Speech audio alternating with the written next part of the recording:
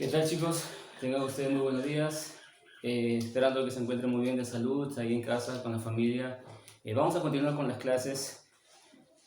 Para hoy día tenemos lo que es el desarrollo de la química. La semana pasada hablábamos de lo que era la química como ciencia, ¿no? La importancia que tiene la química en nuestra vida, ¿de acuerdo? Hoy vamos a ver la historia de la química, cómo fue poco a poco, por épocas, la química resurgiendo, ¿no? Formándose. Y para eso tenemos, o mejor dicho, lo vamos a dividir en épocas. Tenemos 6 épocas. Mira, desde la primitiva, que comienza, valga la redundancia, desde la época primitiva hasta 500 años antes de Cristo, la griega, que comienza desde los 500 años antes de Cristo hasta 300 años antes de Cristo, la época de la alquimia, que es de los 300 años antes de Cristo hasta los 1500 después de Cristo, la iatroquímica de 1600 a 1700 después de Cristo, obviamente, el flogisto 1700 a 1776, y la moderna, que empieza de 1776 hasta la época actual en nuestros días, ¿de acuerdo? Bien, entonces vamos a dividirla estas por partes, vamos a estudiar cada una de ellas, ¿de acuerdo? Por partes, para una mejor precisión en su entendimiento, ¿de acuerdo? Bien, entonces vamos a seleccionar aquí, vamos a hacer una pequeña rayita aquí, ¿de acuerdo? Para seccionarla, y vamos a trabajar de dos en dos. Una época acá, otra época acá. ¿De acuerdo? Bien, entonces, decíamos que la primera época era la época primitiva, ¿verdad? Primitiva. El hombre primitivo, ¿verdad? Vivía antes en chozas, cavernas, cuevas en el campo generalmente, y todo comienza con él cuando descubre sin querer, ¿no? Utiliza el fuego, ¿cierto? Mira, el fuego es parte de la química, es parte del cuarto estado de la materia, estado plasmático, ¿no? Comienza con el fuego, descubriendo el fuego. ¿Para qué utilizar el fuego? Para cocinar sus alimentos, para ahuyentar a los animales, ¿verdad? Cuando descansaban. Podemos citar a muchas culturas aquí, muchas culturas como la cultura china, egipcia, mesopotamia, israelita, hasta en nuestras épocas de los incas también podemos citar acá, ¿no? Cuando hablamos de cultura, por ejemplo, hablamos de la cultura china, hablamos de la cultura egipcia, ¿no es cierto? Por ejemplo, los chinos, ¿qué trabajaban? Trabajaban lo que era pinturas, ¿no? Utilizaban papel, ¿no? Seda, la seda artificial, ¿cierto? Mira, y todos estos ejemplos tienen elementos químicos, compuestos químicos que están presentes en ellas. Entonces, estaban utilizando química sin querer. Los de la cultura egipcia también, por ejemplo, ¿qué utilizaban? Utilizaban un rito religioso que se llamaba el embalsamiento, ¿no? De repente lo habrán visto en las películas, ¿no? Embalsamiento, cuando envolvían a sus momias, se utilizaban sustancias químicas para conservar supuestamente a sus muertos, ¿de acuerdo? Utilizaban el vidrio, ¿no? Utilizaban el oro, porque con el oro hacían vasijas de oro, las copas de oro, las pulseras, los collares de oro, ¿verdad? Y utilizaban químicas sin darse cuenta también, ¿correcto? Entonces, es ahí que también, por ejemplo, otras culturas utilizaban armas de guerra para los combates, ¿verdad? Toda la cultura, los imperios utilizaban. Entonces, ¿qué elementos también empleaban ahí para esto? Entonces, podemos decir que empleaban, por ejemplo, para hacer sus lanzas, ¿no? Sus espadas, hierro, ¿verdad? Hierro, también otros elementos como el cobre, como el plomo, como la plata, el oro, etcétera, etcétera, ¿no? Estaban utilizando ya química.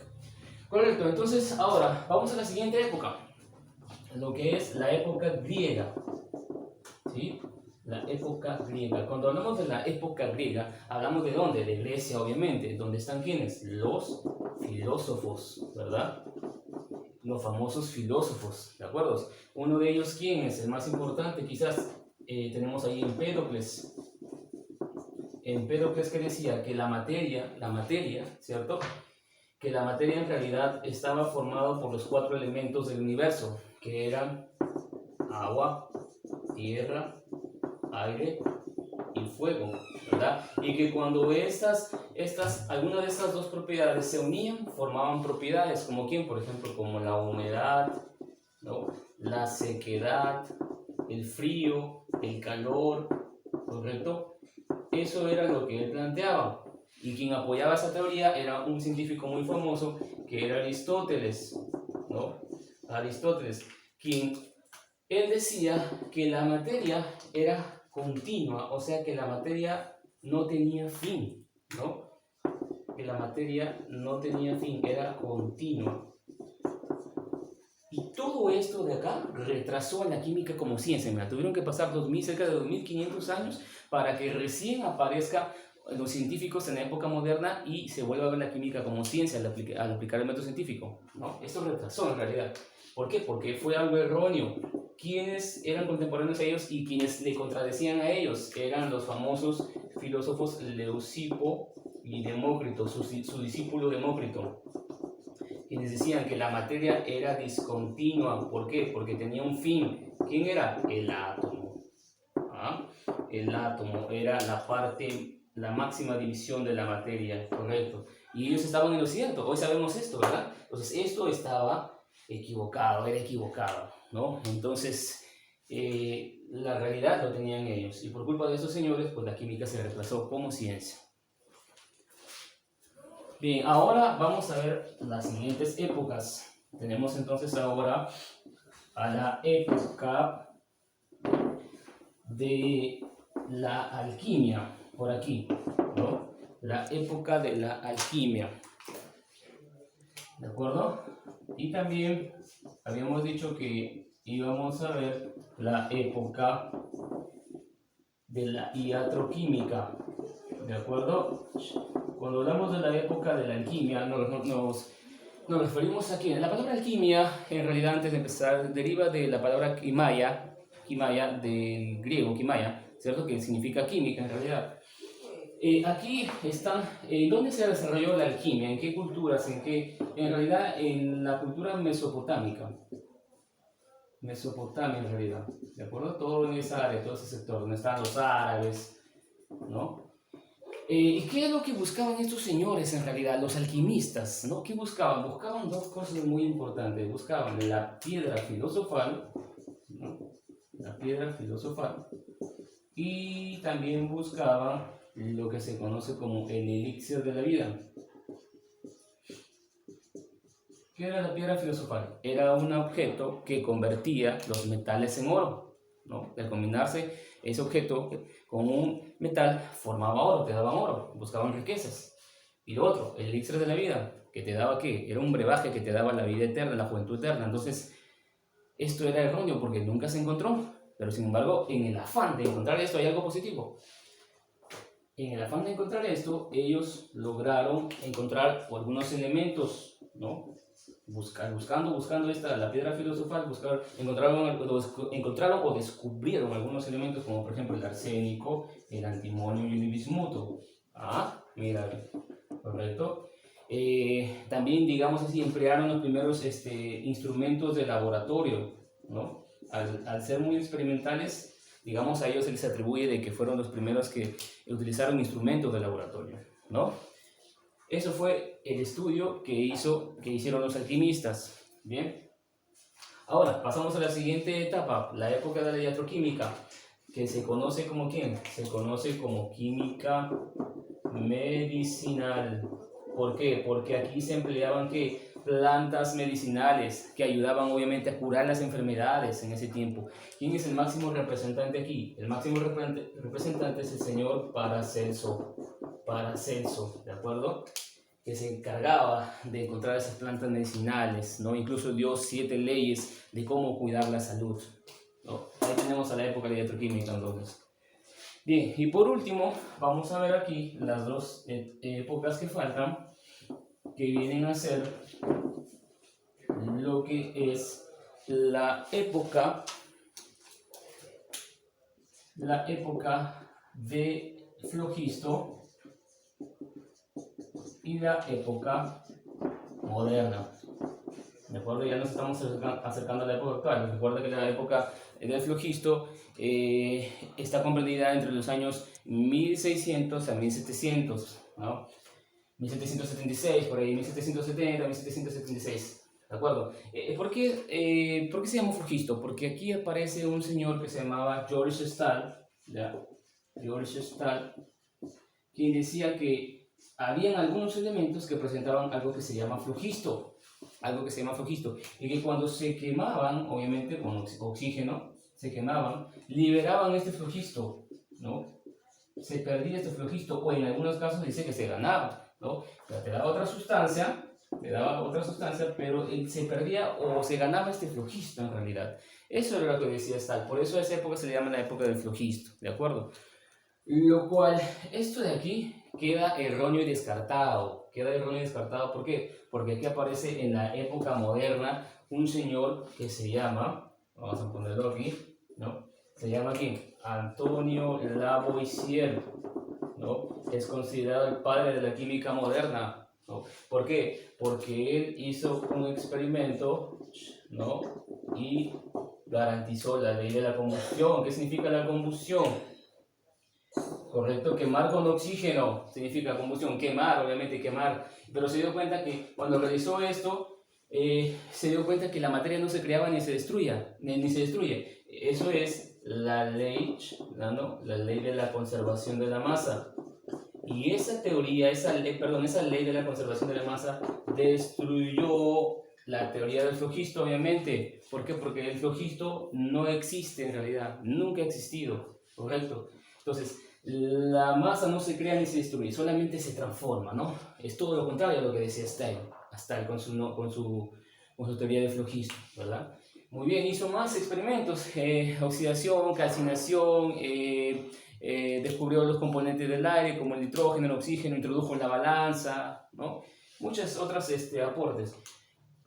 Aquí aparecen pues más científicos todavía, porque aquí la química, como te dije, ya se vuelve a ver como ciencia, ¿no? Aparecen muchos otros científicos, como por ejemplo podemos citar aquí a Dalton, ¿no? John Dalton con su teoría atómica se vuelve a hablar del átomo aquí ya de una forma más científica, más precisa, ¿no? Se crea la tabla periódica también, ¿no? ¿Quiénes fueron? Mendeleev la crea, ¿no? Crea la tabla periódica, pero este señor que se llama Moseley propone que los elementos en la tabla periódica se deben ordenar ¿qué? Según su Z. Ojo, Z es número atómico, y si vas a tu tabla periódica, revisas tu tabla, los elementos están ordenados de acuerdo a su número atómico. 1, 2, 3, 4, 5, 6, 7, 8, hasta el 118, ¿de acuerdo? Aparecen otros científicos, por ejemplo, como Ramsay. Ramsay, ¿qué es lo que hace el científico Ramsay? Descubre, ¿no? Los gases nobles. Descubre los gases nobles. ¿Quiénes son los gases nobles? ¿No? Los que se encuentran en el grupo 8A de la tabla periódica, en una esquina, ¿no? Están el helio, neón, argón, criptón, xenón, radón. Él los descubre. También podemos hablar aquí de quién. Podemos hablar de Friedrich Wöhler, ¿no? Friedrich Wöhler, quien es el que sintetizó la urea. Había una sustancia que se llamaba cianato de amonio, ¿ya? Y él la utilizó para crear ¿qué? Para crear urea, dando así al inicio de la química orgánica. Tú vas a llevar química orgánica más adelante, mira, ve. La urea es un compuesto que se utiliza hoy en día como abono, un abono artificial, ¿no? Mira, ve. Crea el primer compuesto orgánico, hace una gran contribución a la química, ¿no? Y también podemos citar a Pupulé, que hablaba sobre el benceno, a Avogadro, que hablaba sobre las moléculas, los gases, Albert Einstein, teoría de la relatividad. Es un montón de científicos que aparecen y que obviamente le dan más consistencia a la química como ciencia, ¿de acuerdo? Entonces, esa es en realidad lo que es la historia de la química, el desarrollo de la química como ciencia. Bien. Ahora vamos a desarrollar algunas preguntas del libro. Te invito a que saques tu libro. Bien, vamos a la página 111. Vamos a trabajar la 111, 112 y 113, ¿de acuerdo? Bien, vamos a la columna, en la primera columna, los ejercicios de aplicación. Bien. Pregunta número 2. Dice, los alquimistas tenían como objetivo encontrar. ¿Qué es lo que querían encontrar los alquimistas? La tierra prometida, ni que fueran los hebreos. El agua eterna, Tampoco. ¿El aire sagrado? No. Y la alternativa D dice la piedra filosofal, obviamente, ¿verdad? Para convertir los metales en oro. Bien, esa es la respuesta entonces. Ahí mismo, página 112, pregunta 6. Etapa de la química aplicada a la medicina.